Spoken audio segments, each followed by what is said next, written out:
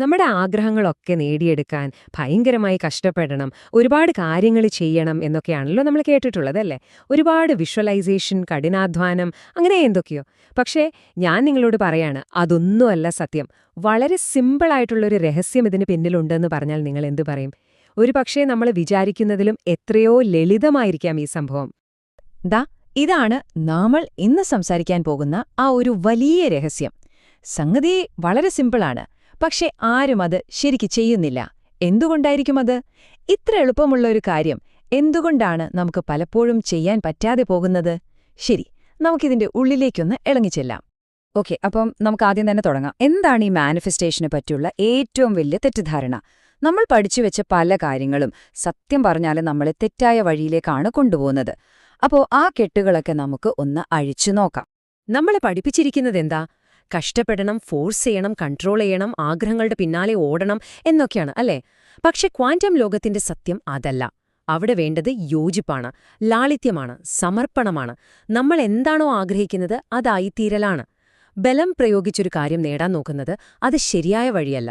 പ്രപഞ്ചം പ്രവർത്തിക്കുന്നത് വേറൊരു രീതിയിലാണ്. അതായത് ഒരു താളത്തിൽ ലയിച്ചു ചേരുമ്പോഴാണ് കാര്യങ്ങൾ നടക്കുന്നത്.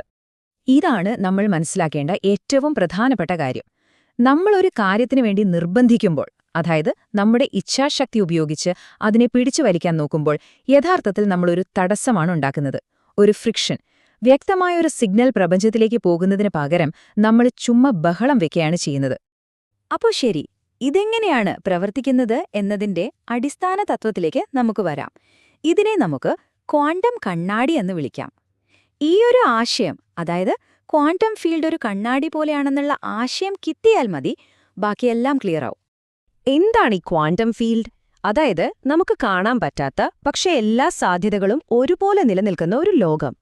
ഒന്നാലോചിച്ചു നോക്കൂ, നിങ്ങളുടെ ജീവിതത്തിലെ എല്ലാ സാധ്യതകളും, അത് വിജയമായാലും പരാജയമായാലും സ്നേഹമായാലും എന്തുമാകട്ടെ, അതെല്ലാം അവിടെ ഇങ്ങനെ ഊർജ്ജ തരംഗങ്ങളായി നിൽക്കുകയാണ്. അതിൽ നിന്ന് ഏത് വേണമെന്ന് തെരഞ്ഞെടുക്കേണ്ടത് നമ്മളാണ്. അപ്പോ ഇവിടെയാണ് നമ്മുടെ റോൾ വരുന്നത്. ഇതിനെയാണ് ഒബ്സർവർ ഇഫക്റ്റ് എന്ന് പറയുന്നത്. നമ്മുടെ ശ്രദ്ധയുണ്ടല്ലോ, അതൊരു മാന്ത്രിക വടി പോലെയാണ്. ആ അനന്തമായ സാധ്യതകളിൽ നിന്ന് നമുക്ക് വേണ്ട ഒന്നിനെ തെരഞ്ഞെടുത്ത് അതിനെ നമ്മുടെ ജീവിത യാഥാർത്ഥ്യമാക്കി മാറ്റാൻ സഹായിക്കുന്നത് ഈ ശ്രദ്ധയാണ്. നമ്മൾ എന്തിലാണോ പൂർണ്ണമായി ഫോക്കസ് ചെയ്യുന്നത്, ആ യാഥാർത്ഥ്യം നമുക്ക് മുന്നിൽ തെളിഞ്ഞുവരും. പക്ഷേ ആ ഫീൽഡിലേക്കൊരു സിഗ്നൽ അയക്കണമെങ്കിൽ അത് ക്ലിയർ ആയിരിക്കണമല്ലേ? അതിനുള്ള താക്കോലാണ് ഈ പറയുന്ന യോജിപ്പ്, അല്ലെങ്കിൽ കോഹറൻസ്. സിമ്പിളായി പറഞ്ഞാൽ, നിങ്ങളുടെ ചിന്തയും വികാരവും പ്രവൃത്തിയും ഒരേ പാതയിൽ വരുമ്പോൾ, ഈ മൂന്നും ഒരേ കാര്യം പറയുമ്പോൾ, നിങ്ങളുടെ സിഗ്നൽ സൂപ്പർ ക്ലിയറും പവർഫുള്ളുമായിരിക്കും. ശരി, ഇത്രയൊക്കെ സിമ്പിളാണെങ്കിൽ പിന്നെന്താ പ്രശ്നം? എന്തുകൊണ്ടാണ് നമ്മളിൽ പലർക്കും ഇത് വെറുക്കാവാത്തത്? ഇതൊന്നും എന്നെക്കൊണ്ട് പറ്റുന്നില്ല എന്ന് തോന്നുന്നത് എന്തുകൊണ്ടാണ്? ആ ഒരു ചോദ്യത്തിന്റെ ഉത്തരമാണ് നമ്മളിനി നോക്കാൻ പോകുന്നത്. ഇതാണ് ഉത്തരം. ഇതൊന്ന് ശ്രദ്ധിച്ചു നോക്കൂ. നമ്മുടെ ജീവിതത്തിന്റെ വെറും 5% മാത്രമാണ് നമ്മുടെ ബോധമനസ്സ്, അതായത് നമ്മൾ അറിഞ്ഞുകൊണ്ട് നിയന്ത്രിക്കുന്നത്. ബാക്കി 95% ഓടിക്കുന്നത് ആരാണെന്നോ? നമ്മുടെ ഉപബോധമനസ്സ്. അതായത് ശരിക്കും ഈ കളി നിയന്ത്രിക്കുന്നത് നമ്മളല്ല, നമ്മുടെ ഉള്ളിൽ ആഴത്തിൽ ഒളിഞ്ഞിരിക്കുന്ന വിശ്വാസങ്ങളാണ്. നമ്മൾ അറിയാതെ സിഗ്നൽ അയച്ചുകൊണ്ടേയിരിക്കുന്നത് അതാണ്. ഇതൊരു ഗോൾഡൻ റൂളായിട്ട് തന്നെ മനസ്സിൽ വെച്ചോളൂ. ക്വാണ്ടം ഗെയിമില് എപ്പോഴും ജയിക്കുന്നത് ഉപബോധ മനസ്സായിരിക്കും. നിങ്ങൾ ബോധപൂർവം എനിക്ക് വിജയിക്കണം എന്ന് പറയുമ്പോഴും ഉള്ളിന്റെ ഉള്ളിൽ ഞാനൊരു തോൽവിയാണ് എന്ന വിശ്വാസമുണ്ടെങ്കിൽ ഏത് സിഗ്നലിനായിരിക്കും ശക്തി കൂടുതൽ? തീർച്ചയായും ആ രണ്ടാമത്തെ സിഗ്നലിന്. കളിയെപ്പോഴും ഉപബോധ മനസ്സ് ജയിക്കും. ഇനി നമ്മൾ എല്ലാവരും വീഴുന്നൊരു കെണിയുണ്ട്, കൺട്രോൾ ട്രാപ്പ്. അതായത് നമ്മളൊരാഗ്രഹം പ്രപഞ്ചത്തിലേക്ക് അയച്ചിട്ട് അത് നടന്നോ എന്നെപ്പോഴും ചെക്ക് ചെയ്തോണ്ടേയിരിക്കും. ഇത് ശരിക്കും ഒരു വിത്ത് നട്ടിട്ട് അത് മുളച്ചോ എന്നറിയാൻ എല്ലാ ദിവസവും മണ്ണ് മാന്തി നോക്കുന്നത് പോലെയാണ്. നമ്മളങ്ങനെ ചെയ്യുമ്പോൾ പ്രപഞ്ചത്തിലേക്ക് അയക്കുന്ന സിഗ്നൽ എന്താണെന്നറിയോ? എനിക്കിത് നടക്കുമെന്ന് ഒരു വിശ്വാസവുമില്ല എന്നത്. ആ അവിശ്വാസമാണ് പിന്നീട് യാഥാർത്ഥ്യമായി മാറുന്നത്. ഓക്കേ, അപ്പോ ഇതാണ് ഈ യാത്രയിലെ ഏറ്റവും പവർഫുൾ ആയിട്ടുള്ള ഒരു ഷിഫ്റ്റ്. ഒരു കാര്യം നേടാൻ വേണ്ടി അതിന്റെ പുറകെ ഓടുന്നതിന് പകരം നമ്മൾ ആഗ്രഹിക്കുന്നത് എങ്ങനെ ആയിത്തീരാം എന്ന് പഠിക്കുക. ഗെറ്റിംഗിൽ നിന്ന് ബീയിങ്ങിലേക്കുള്ളൊരു മാറ്റം. ഈ ആയിത്തീരുക എന്ന ആശയം മനസ്സിലാക്കാൻ ഞാനൊരു സിമ്പിൾ ചോദ്യം ചോദിക്കാം. നിങ്ങൾക്ക് ജാസ് മ്യൂസിക് കേൾക്കണമെന്നുണ്ട്, നിങ്ങൾ എന്തു ചെയ്യും? ഒരു ഹെവി മെറ്റൽ പാട്ട് മാത്രം വെക്കുന്ന റേഡിയോ സ്റ്റേഷനിലേക്ക് ട്യൂൺ ചെയ്തിട്ട് എനിക്ക് ജാസ് വേണം എന്ന് പറഞ്ഞ് ബഹളം വെക്കൂ? ഇല്ലല്ലേ?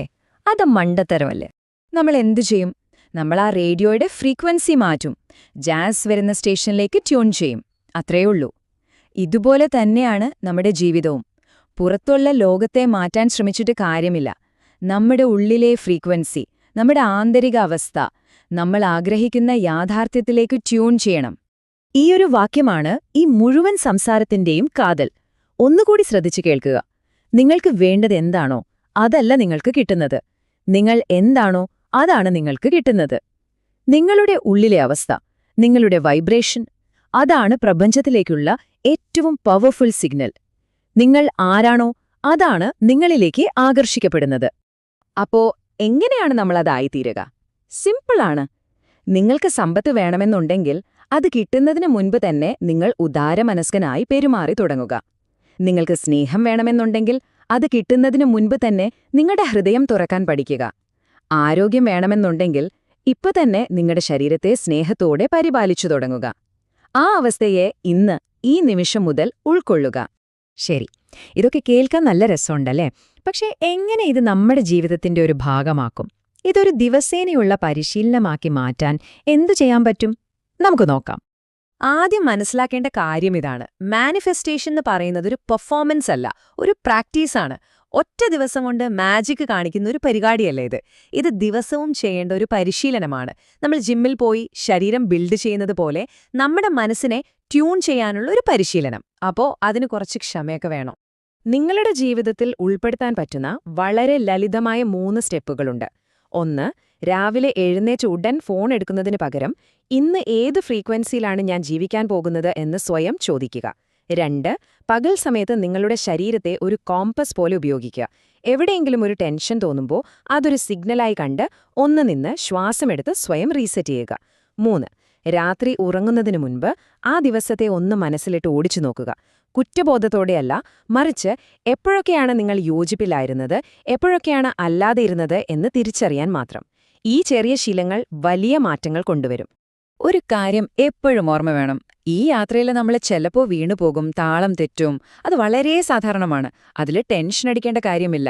യഥാർത്ഥ ശക്തിയെന്ന് പറയുന്നത് ഒരിക്കലും വീഴാതിരിക്കുന്നതല്ല, മറിച്ച് ഓരോ തവണ വീഴുമ്പോഴും എങ്ങനെയാണ് നമ്മൾ തിരിച്ചു വരുന്നത് എന്നതിലാണ്. സ്വയം കുറ്റപ്പെടുത്താതെ സ്നേഹത്തോടെ എങ്ങനെ തിരികെ ട്രാക്കിലേക്ക് വരുന്നു എന്നതിലാണ് കാര്യം. അപ്പോ പോകുന്നതിന് മുൻപ് ഞാൻ നിങ്ങളോട് ഒരു ചോദ്യം ചോദിച്ചോട്ടെ. നിങ്ങളുടെ ജീവിതത്തില് ഏത് കാര്യത്തിലാണ് നിങ്ങൾ ഇത്രയധികം മുറുകെ പിടിക്കുന്നത്? എവിടെയാണ് നിങ്ങൾ ഒരു കാര്യം നിയന്ത്രിക്കാൻ ശ്രമിച്ച് നിങ്ങൾ തന്നെ അതിനൊരു തടസ്സമായി മാറുന്നത്? ഇതിനെക്കുറിച്ചൊന്ന് ആഴത്ത് ചിന്തിച്ചു നോക്കൂ. കാരണം നമ്മൾ പുറത്ത് തിരയുന്ന ആ താക്കോല് ഒരു പക്ഷേ നമ്മുടെ കയ്യിൽ തന്നെ ഉണ്ടാകും.